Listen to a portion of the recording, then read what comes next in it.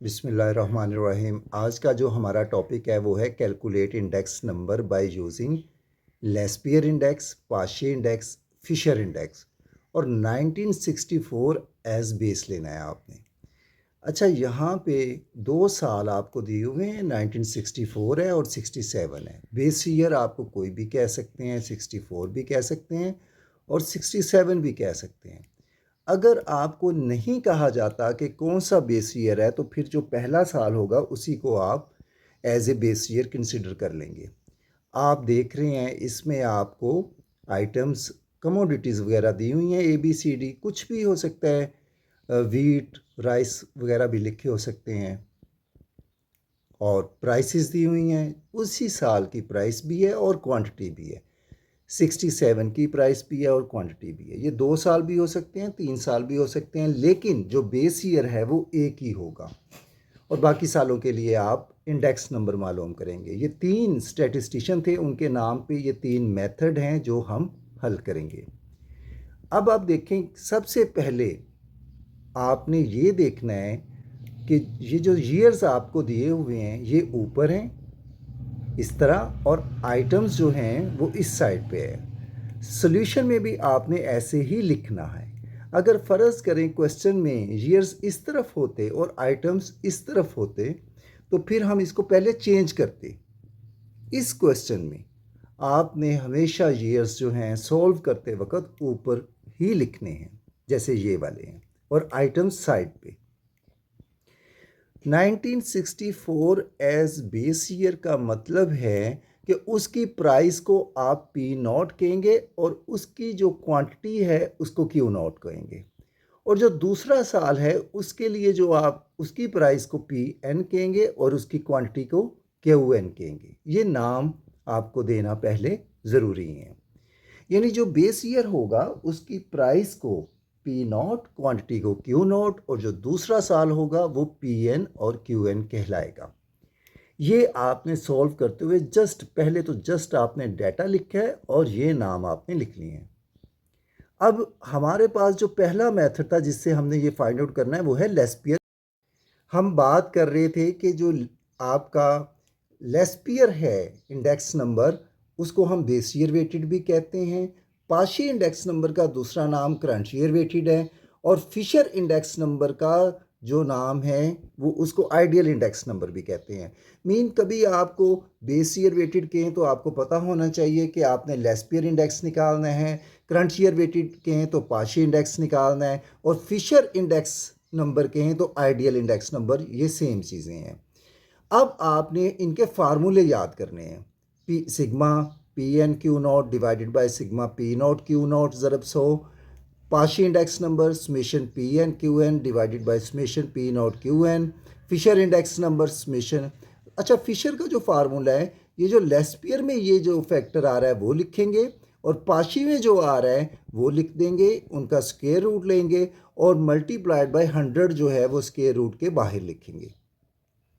तो ये करने के बाद फार्मूलों को हमने देखना है कि फार्मूला हमसे क्या डिमांड करता है। फार्मूला कहता है PN Q0 का कॉलम बनाएं, तो ये आप PN Q0 का कॉलम बनाएंगे। यानी हमने इन कॉलम्स को रट्टा नहीं लगाना कि ये कॉलम हम याद करें कि कौन कौन से बनाने हैं, बल्कि फार्मूले को देखना है, फार्मूले से बात करनी है कि फार्मूला क्या डिमांड करता है। तो आप देखें नीचे है P0 Q0, तो ये आपने P0 Q0 का कॉलम बनाना है। ये P0 Q0 का कॉलम कैसे होगा? 10 और 12 को ज़रब करेंगे वो आ जाएगा, 15 और 9 को मल्टीप्लाई करेंगे 135 आ जाएगा, 24 और 5 को मल्टीप्लाई करेंगे 120 आ जाएगा, इस तरह। और समेशन PN QN का कॉलम कैसे बनेगा? इस PN और QN को मल्टीप्लाई कर दीजिए, 15 को 12 से वो 180 आ जाएगा, 20 को 5 से वो 100 आ जाएगा। इसी तरह मल्टीप्लाई करके इनको सम हासिल कर लें। फिर PN Q0 को मल्टीप्लाई कीजिए, P0 QN को मल्टीप्लाई कीजिए, इनको प्लस कीजिए। फार्मूला हमें ये कहता है कि ये जो है इसका जो सम है वो ऊपर लिखें, इसका सम नीचे लिखें, मल्टीप्लाइड बाय 100 कर दें, तो ये आपका आंसर आ जाएगा। इसी तरह पाशी के फार्मूले में जो आपने कैलकुलेशंस की हैं वो पुट कीजिए, मल्टीप्लाई बाय 100 कीजिए, आपका आंसर आ जाएगा। और देन फिशर के फार्मूले में भी आप इनको मल्टीप्लाई करके वैल्यूज़ पुट करेंगे तो आपका ये आंसर आप देख रहे हैं। तो बात कहने का मकसद ये कि अगर वो 1967 आपको कहते तो इसको पी नॉट और क्यू नॉट कहते और ये पी एन और क्यू एन हो जाना था। लेकिन चूंकि यहाँ पे 64 एज बेस का है तो ये पी नॉट क्यू नॉट और ये पी एन क्यू एन हो जाएगा।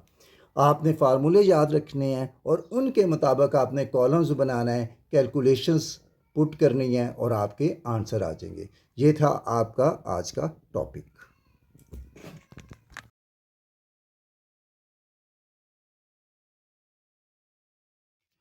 अस्सलाम वालेकुम अज़ीज़ तलबा, आज हम आपको कुछ इम्पोर्टेंट इन्फॉर्मेशन देने जा रहे हैं।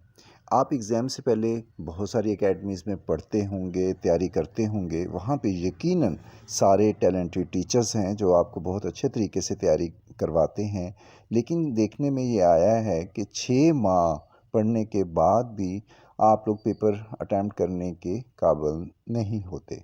उसकी सिर्फ ये वजह होती है कि बहुत सारे टीचर्स को, आप लोगों को ये इल्म नहीं होता कि अल्लामा इकबाल ओपन यूनिवर्सिटी का पेपर कैसे आएगा, उसका पैटर्न कैसा है, उसका सिलेबस किन टॉपिक्स पे मुहित है। सिर्फ ये एक वजह होती है, वगरना तो वो सारे टीचर्स ही बहुत ही काबिल एहतराम हैं, बहुत ही लायक हैं। और तब जब रिज़ल्ट आता है तो आप गिला शिकवा करते नज़र आते हैं कि हमने तो बहुत तैयारी की थी, हम बहुत एकेडमी जाया करते थे, लेकिन हम पेपर में फ़ेल हो चुके हैं। लेकिन अब आपकी ये परेशानी भी दूर हो चुकी है, क्योंकि हमने इसी सूरत हाल के पेश नज़र नोट्स तैयार किए हैं जिनकी मदद से आप 100% पेपर अटैम्प्ट कर सकेंगे।